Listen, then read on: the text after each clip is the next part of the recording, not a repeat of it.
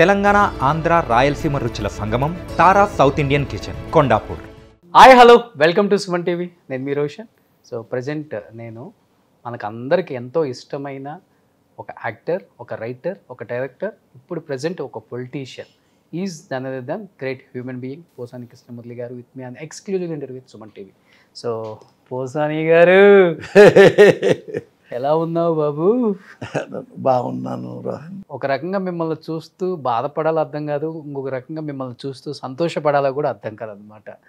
అంటే ఇలా వచ్చిన ఒక గ్రాఫ్. ఈరోజు పోసాని గారు అంటే రకరకాలుగా మాట్లాడుకుంటారు. ఒకప్పుడు పోసాని గారు అంటే ఒక మంచి రైటరు, ఒక మంచి యాక్టరు, ఒక మంచి డైరెక్టర్ అనేవాళ్ళు. మంచి రైటరు, నాకు డబ్బులు వస్తాయి. మంచి డైరెక్టరు, ఆపరేషన్ దుర్యోధన ఇట్లాంటి సినిమాలు తీసాడు మెంటల్ కృష్ణ అయ్యని, డబ్బులు నాకే వస్తాయి. మంచి ఆర్టిస్టు, షార్ట్ టైంలో 500 సినిమాలు పైగా చేశాడు, డబ్బులే డబ్బులు. అట్లా పొగిడితే ఏమవుద్దంటే మీకేం లాభం రాదు, మీకేం లాభం రాదు, నాకే వస్తాయి. వచ్చినాయి 100 కోట్ల దాకా సంపాదించుకున్నా, వెల్ సెటిల్. ఎంతకాలం తింటామో. 100 కోట్లేనా మీ ఆస్తి? నా 100 కోట్లు, దాదాపు 1000 కోట్ల పైన. 100 కోట్లు నాకు ఆస్తి ఉంది, అప్పులు లేవు, ఏ గోల్ లేదు, సంతోషంగా జీవితాంతం. నేను 100 ఏళ్ళు బతికినా ట్యాక్స్ కడుతున్నారా? అన్నీ మీరు ఎక్కడ ఏదైనా చూసుకోవచ్చు, నా నుండి మీకు లీకేజ్ ఏమి ఉండదు. అలవాటు ఉంది కదా అప్పటి నుంచి ఇప్పటికి కూడా, ఏదన్నా పేపర్లో ఆర్టికల్ వేయించడం. అయ్యో పెద్ద. అవును, ఇప్పుడు ప్రౌడ్లీ ఐ కెన్ సే ఒక గుడ్ థింగ్. మన తమిళ యాక్టర్ కూడా చనిపోతే మీరు కాల్ చేశారు. ఒక మాట చెప్తాను, నేను అన్నాను అసలు ఆయనకేం పని, ఇవ్వాల్సిన అవసరం ఏముంది, ఆయన ప్రగాఢ సానుభూతి ఆ కుటుంబానికి, పేపర్లో వేయాలంటారు ఏంటి ఆయన. ఇప్పుడు ఇంత టెక్నాలజీ వచ్చింది, ఒక మెసేజ్ రూపంలో, ఒక వీడియో రూపంలో వాట్సాప్లో పంపించే రోజులు కదా అనిపించింది నాకు కూడా. ఇదివరకు ఏమంటే పోస్టర్ నీకెందుక ఈ పేపర్లు గీపర్లు ఇవన్నీ ఏమి చెప్పేవాడు తెలుసా. అప్పటికి ఇదే బుద్ధి నాకు, కదా మీకు తెలియదు, ఇప్పుడు తెలిసిందంటే. అవునవును. సినిమా ఇండస్ట్రీలో లెజెండ్ ఎవరు, దాసరి నారాయణరావు గారు. ఆయన గుండె ఆపరేషన్ అప్పుడు కూడా వేయించారు కదా మీరు. ఎంతో మందికి సాయం చేశాడు. ఆయన చచ్చిపోయేటప్పుడు ఎవడు హెల్ప్ చేయలే. ఆయన హాస్పిటల్లో చావుబతుకులో ఉన్నాం. ఒక జర్నలిస్ట్ చెప్పాడు నాకు, అప్పుడు నేను కొత్త, నేను పేదోడిని ఎమ్మటి క్లిక్ అయ్యా, ఫాస్ట్గా రాస్తా ఉన్నా. అప్పుడే డబ్బులు వస్తూ ఉన్నాయి. ఒక ప్లాట్ కొనుక్కున్నా, 4 లక్షల ప్లాట్, అది కొనుక్కున్నా.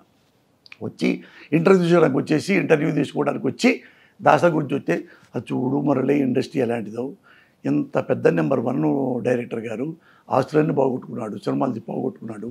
చివరికి ఒక పెద్ద హాస్పిటల్కి వెళ్తే ఆపరేషన్ నేర్చుకోలేకపోయాడు. పెద్ద ఆపరేషన్ 2.5 లక్షలు ఆయన దగ్గర లేవు. అందుకని హాస్పిటల్లో డాక్టరు తీసుకెళ్ళి మహావీర్ హాస్పిటల్లో పడేసాడు. తీసుకెళ్ళి ఇక్కడ చేయండి పాపం, ఒకప్పుడు చాలా బాగా బతికినవాడు అని చెప్తే, అది ట్రస్ట్తో వచ్చింది. అదేదో అది చిన్న గది, రేకుల బెడ్డు, గవర్నమెంట్ హాస్పిటల్ ఉంటాయే ఆ రేకుల బెడ్డు, చిన్న రూము, ఒక 50,000తో ఆపరేషన్ చేశాడు. అయితే అతని కెపాసిటీకి అమెరికా వెళ్ళి ఆపరేషన్ చేయించుకోవచ్చు. అన్నీ పోగొట్టుకున్నాడు, అందరూ నమ్మి. బోళా శంకరుడు అంటారు, తెలుసుగా మీకు. అయితే ఆయన హాస్పిటల్లో ఉంటే తెలుగు ఇండస్ట్రీలో ఆయన కోసం, ఆయన వల్ల బతికిన వాళ్ళు, ఆయన వల్ల పైకి వచ్చిన వాళ్ళు, ఆయన విడిగా కాళ్ళకి దండం పెట్టిన వాళ్ళు ఏ ఒక్కడో చూడటానికి రాల. ఉంది ఆయన కొడుకు, ఒక కో డైరెక్టర్ పల్లి వేణుగోపాల్, ఎవ్వరు లేదు. ఆడు చెప్పాడు వచ్చి నాతో, నాగేంద్ర జర్నలిస్ట్, చూడరా ఇండస్ట్రీ ఎంత గొప్పదు. ఆయన బైపాస్ ఆపరేషన్ చేయించుకుంటా ఉంటే ఒక్కడు తెలిసి కూడా ఎవ్వడు రాల. ఏంట్రా నిజమా అన్నాను.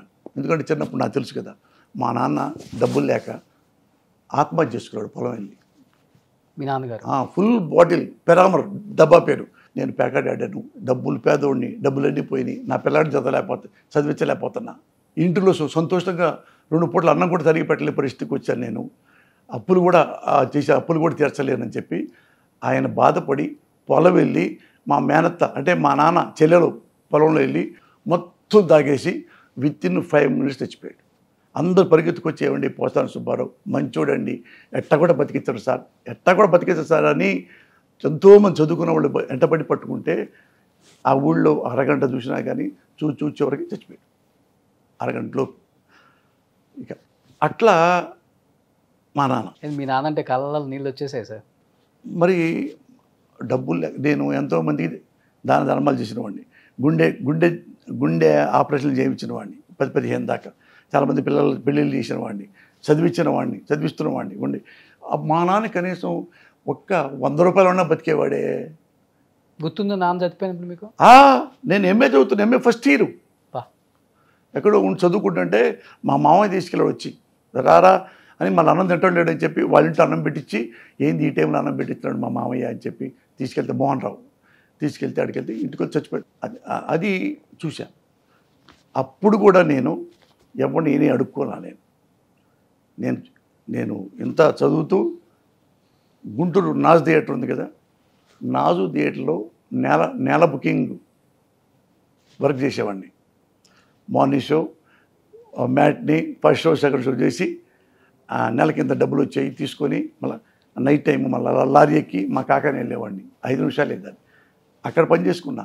ఊళ్ళో ఏమైనా టమాటా బుట్టలు కుట్టాలి కదా, టమాటా బుట్టలు వేసి గోదాంతో కుడతారు దెబ్బనంతో, అలా టక్ టక్ కుట్టేవాడిని అనమాట. కుడితే చాలా ఫాస్ట్ కుట్టేవాడిని. 700 రూపాయలు వచ్చాయి నైట్. ఇట్లా అలాగే పైకి వచ్చా. ఆంధ్రప్రదేశ్లోనే ఉందా ఒకటి మీకు? ఇక్కడే ఉంది. ఇక్కడే ఉంది, హైదరాబాద్లో. మా వాళ్ళు ఉన్నారు, బంధువులంతా ఉన్నారు కదా కాకానిలో. అక్కడ ఇదేమైంది చివరికి? మీరు పేపర్లో యాడ్ ఇచ్చారా దాసరి గారు? అప్పుడు వస్తే ఏమన్నా అంటే ఇట్లా అయిపోయింది ఆయన పని అంటే, మరి ఏమన్నా నా గురించి రాయరా కొంచెం అతని కోసం అని అంటే, రాయటం కదా ఆంధ్రజ్యోతి ఫుల్ పేజీ ఎంత కనుక్కోరా అన్న.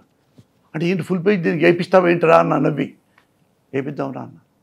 అప్పుడు నా డబ్బు 1,00,000 అంటే గొప్ప కదా. 1,00,000 అంటే కొండాపూర్ 1,00,000 రూపాయలు ఎకరం వస్తుంది. ఆయనకి ఇచ్చేయాల్సిందే 1,00,000 అసలు మీరు. అయితే ఆడికి కాదురా పోయి అడిగి అంత బ్యాక్ పేజ్ అంటే, జగదీష్ ప్రసాద్ గారు ఏంది పోస్టర్కి ఏం సంబంధం అన్నా అంట. ఫుల్ పేజీ వెనక అంటే ఏమో వాడి అడిగానండి, ఇన్స్పైర్ అయ్యాడు పాపం. అంటే పెద్ద డైరెక్టర్ కదా, అదంతా ఇతను ఏం పని చేయలేదు అన్నావు కదా, అలాంటి వాడు పోస్తాను అన్నాడు. నవ్వి ఈడు నాగేంద్రే అంటే 125 చెప్పాడు. 1,25,000 బ్యాక్ పేజీ. నేను నా పర్పస్ కోసం కాదు కదా, ఒక 1,00,000 రూపాయలు అడగపోయావా అన్న. మళ్ళీ ఫోన్ చేసి అడిగానంట, ఇచ్చేయి 1,00,000 రూపాయలు తీసుకో ఫుల్ పేజీ చేద్దామని. 1,00,000 కాసి ఇచ్చా. ఫుల్ పేజీ మొత్తం దాసరి గారు బొమ్మ వేసా. పెద్ద థియేటర్ కూర్చొని లెజెండ్ లాగా. కొంచెం చిన్న అక్షరాలు మంచి రాశా. ఇట్లా మీరు ఇంత గొప్పవాళ్ళు, ఇంత గొప్పవాళ్ళు, మీరు మళ్ళీ వస్తారు, మళ్ళీ మీకు పూర్వపై వస్తుంది, మీకు ఏదో అభిమాని, అలాంటి అభిమాని పోసానికి ఇష్టపడి. ఆయన చూసి ఈ క్రైడ్ లైక్ ఎనీథింగ్. పొద్దున్న నిద్రలేసి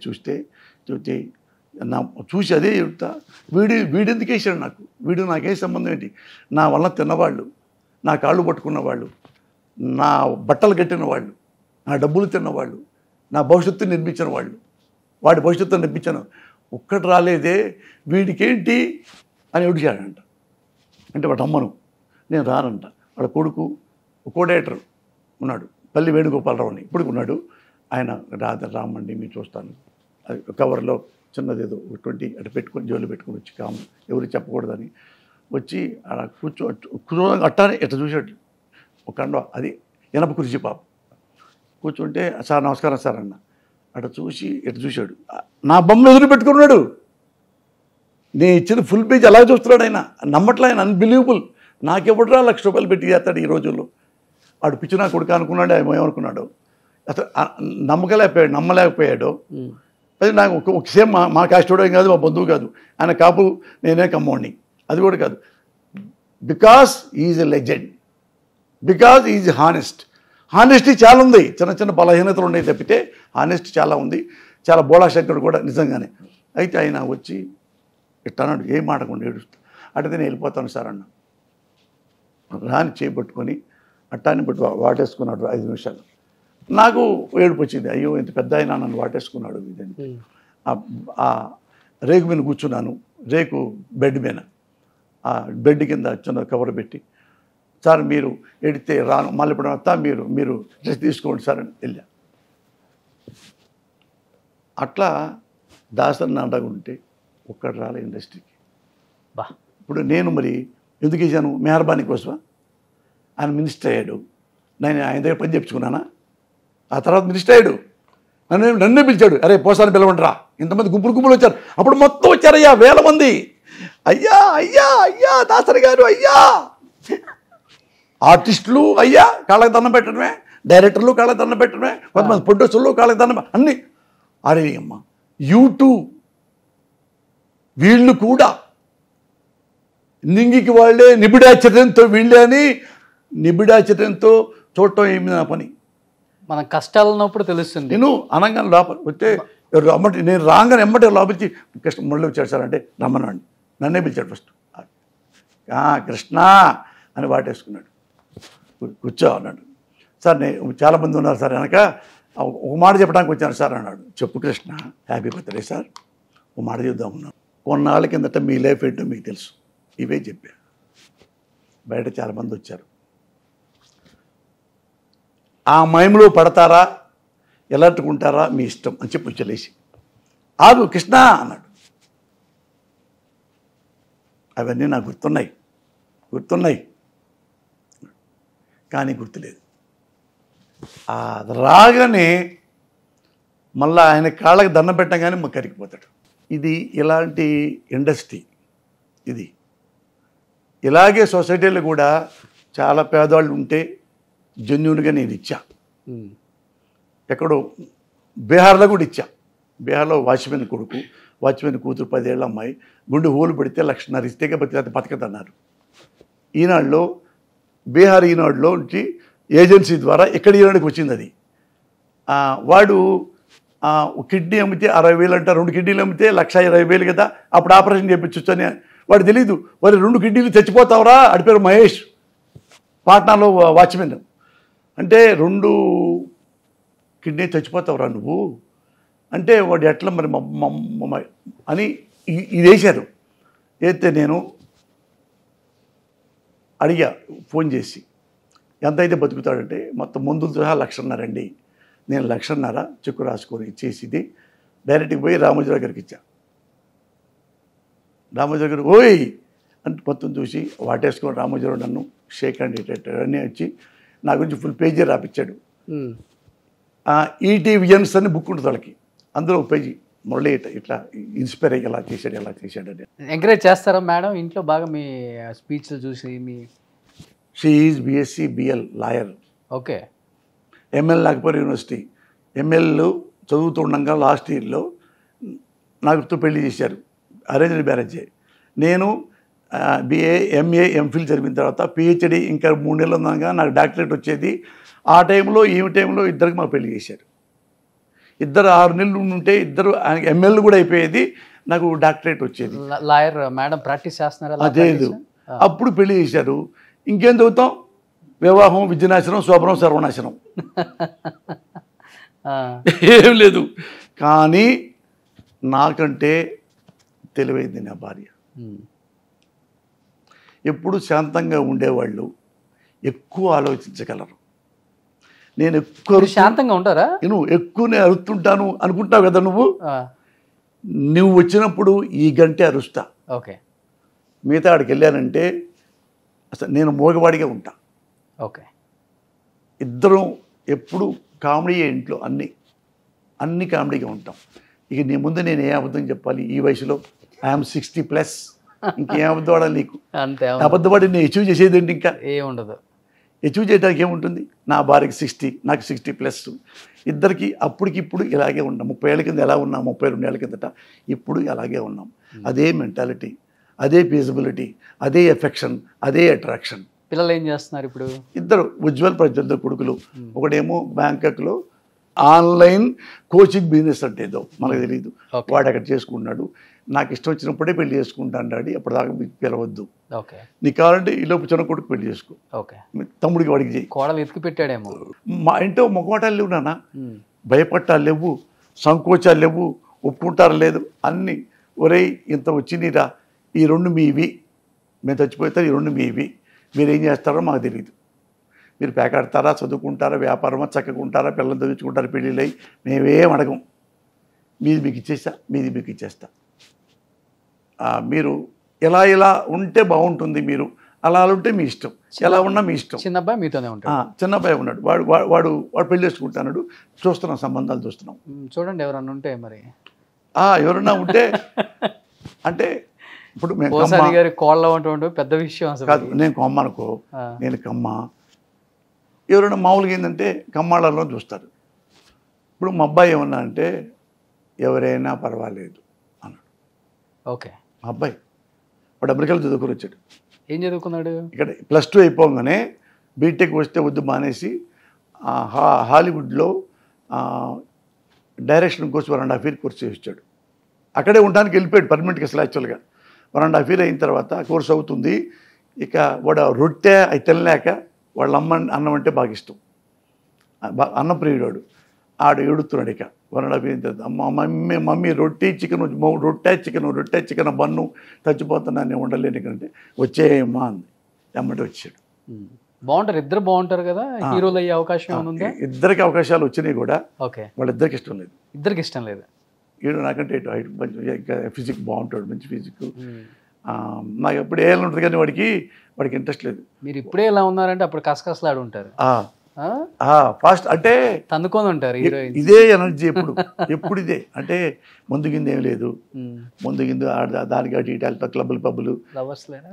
లవర్స్ కూడా మగవాడు ఏముంది, లవర్స్ అంటే ఇప్పుడు ఎట్లుంటుంది నాన్న, ఇప్పుడు ఏ మగాడికైనా భార్య ఉన్నా, అమ్మున్నా, చెల్లున్నా, అక్కున్నా మన ఇంట్లో మనం ఎవరైనా కానీ తల్లిగా చూడాలి, ఎవరైనా కానీ చెల్లిగా చూడాలి. ఎవడు చూడడు సొసైటీలో ఏంటంటే వాస్తవం అది.